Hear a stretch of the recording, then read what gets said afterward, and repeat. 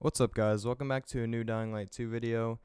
This video is mostly going to be about things you probably don't know or might not know about Dying Light 2, and this is really going to appeal to more of the hardcore fans.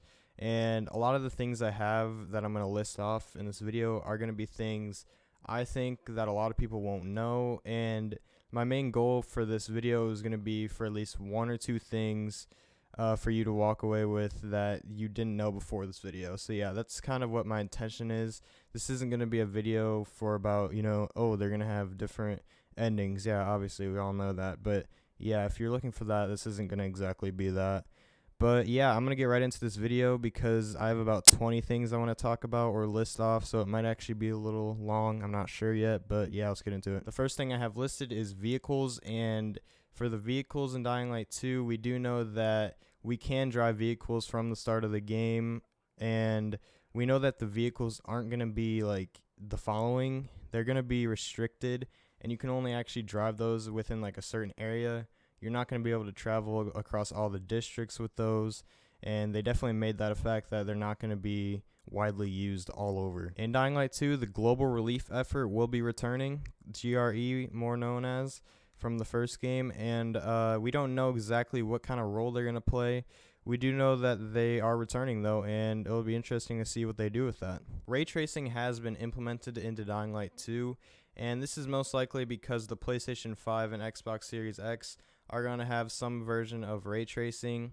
And if you don't know what ray tracing is, it's just like sort of an advanced lighting system. So it really feeds off of reflections and shadows and basically anything with lighting. And that's already on PC for a select version of graphics cards. But yeah, coming to the next generation consoles. So that's probably something they wanted to implement just because of that. Dark Zone loot is my next topic, and it's pretty widely known that dark zones are going to be in the game, basically just zones with very dangerous zombies and only a limited time you can be in there. But if you didn't know, dark zones are going to have very high tier loot, but it's most likely going to be very hard to get loot out of there because of the time limit. And if you don't get out of there in time, you'll actually just turn into a zombie. It's going to be interesting to see if that's going to be like meds or just like better weapons or what kind of loot we're going to be able to see in there. Next up, we have Peacekeepers Punishment. And the Peacekeepers are a main faction in Dying Light 2 if you didn't know already. But getting into it more, the Peacekeepers punishment system is very similar to Hammurabi's code. And Hammurabi was sort of an ancient leader in the past. And his sort of philosophy in the modern version of it is basically an eye for an eye. But the really problem with this was sort of the severe punishments when it came to this, such as, say, if you murder someone, you're going to be murdered yourself. If you were to cut someone or something, you're going to be cut yourself. It's really that simple, and that's sort of the ideology the Peacekeepers have adopted. In my opinion, I kind of actually like that. I don't know about you guys, but it's interesting to see how intense they're actually going to go with that, if they go like all the way. The Peacekeepers and Scavengers motives. Okay, so it's going to be interesting to see these two main factions in Dying Light 2 actually clashing, because the Peacekeepers are more interested in actually going into areas, clearing out dark zones and infected anywhere, and just getting them out. But the Scavengers are, on the other hand, are more interested in sort of building up a community and blocking themselves off from the infected and sort of outliving the infected. So they want to just build like a safe haven where everyone can just live and survive, possibly like farms and things like that, or inside greenhouses. And they don't really want to clear out the zombies because they think it's sort of just a useless tactic and they'll just keep coming, which is a good point. But the Peacekeepers want to actually go around clearing those guys out. It's going to be interesting to see how they clash over certain areas. I know there is one example I'll get into in the next topic, actually. This relates to the next topic, which is Wildcard Factions. And the reason it relates to this is because we were actually given an example about the Peacekeepers, Scavengers, and the Untainted fighting over a pool, and each of them wanted the pool for a different reason. The Peacekeepers wanted the pool for an outpost so they could work on clearing out zombies in that area. And the scavengers wanted it as sort of a garden of sorts to produce food. And the Untainted, which is actually the Wildcard Faction, which I'll explain in a second, they wanted that to produce drug enhancements, which sort of, I guess, make you stronger and have different effects on your body. But the whole reason that they are considered a wildcard faction is because they're a really small faction only in a certain area, whereas the Peacekeepers and Scavengers are all across the 7 districts, and you can see them widely. But with the Untainted, they're going to be sort of a wildcard factor just in that one area. Going into my next detail, you can actually turn factions against each other in Dying Light 2. So, for example, if you're not interested in just sort of working with one faction, you can actually turn them against each other, and you can come out on top just yourself, maybe with a smaller faction like the Untainted, if you turn the Peacekeepers and the Scavengers against each other. So it's just really interesting to consider something like that, and you can use some trickery and stuff they have confirmed. This next one is more of a widely known fact, and it is that you will only see 50% of the game on your first playthrough. A lot of people probably know this, but if you don't, then there you go. Stealth will be a bigger role in Dying Light 2. Many people probably also know this one. This one I'm about to talk about is actually one of the more interesting ones for me, and I don't think you guys will actually know this one, or a very few select of you will at least.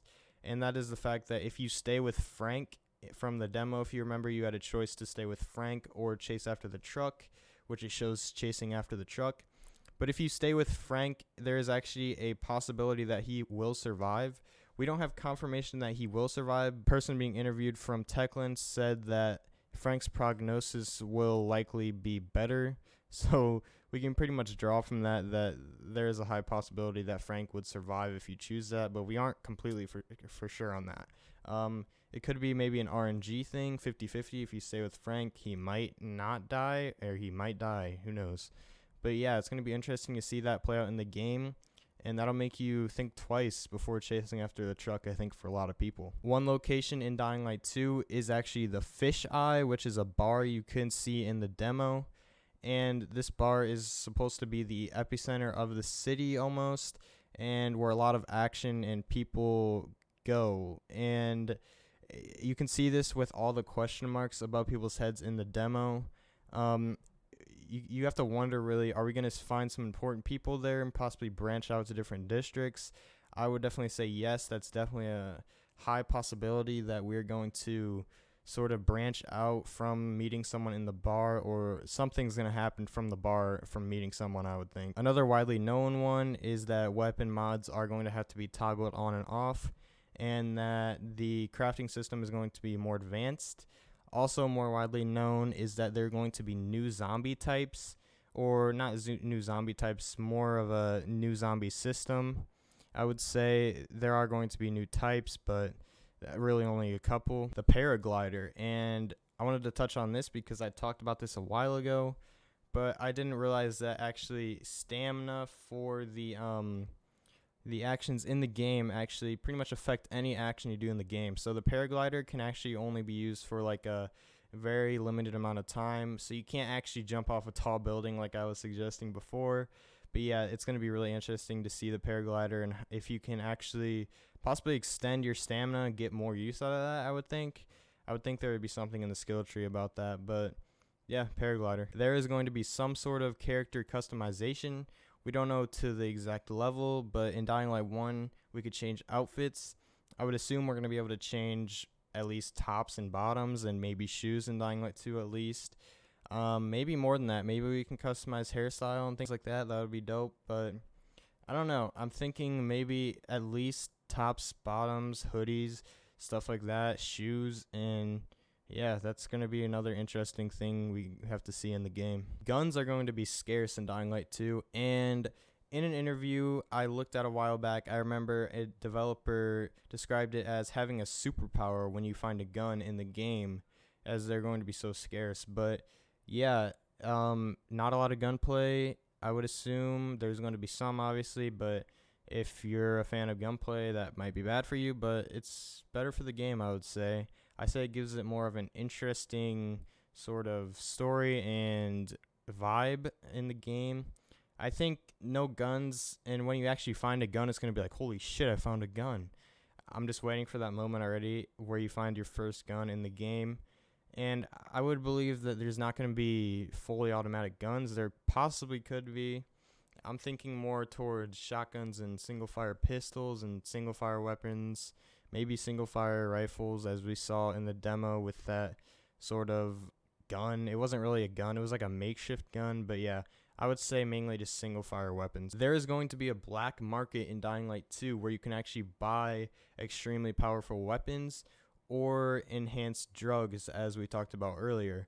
And we don't know exactly the extent of this, where you'll be able to find the black market, how you're going to be able to get to the black market, or anything like that. But another thing I can touch on the drug enhancements is that other people in the world will actually have these or be available to these, not just you. So say if you do the mission with the Untainted and you gain access to that pool for the Untainted and they start distributing drug enhancements, other people are going to be able to purchase those in the game, NPCs, not just you. So you're going to run into that actually in the game.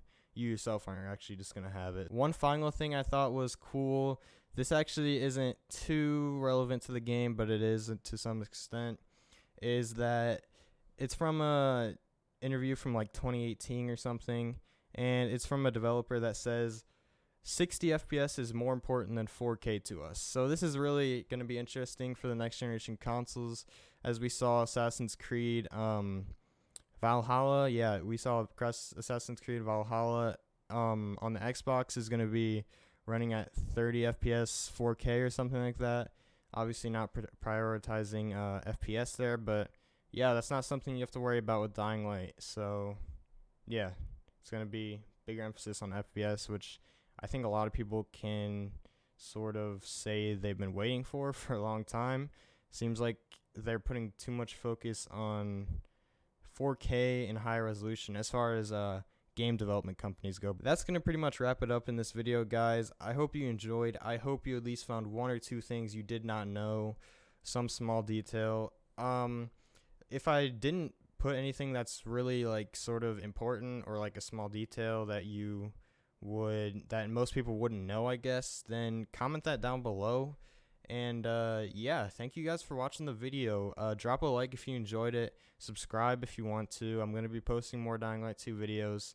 Whenever Dying Light Hell Raid comes out, I'm going to be covering that full playthrough. I don't think there's going to be too long of a story, but yeah, full playthrough on that and details on that. Other than that, thanks for watching, and I'll see you guys in the next video.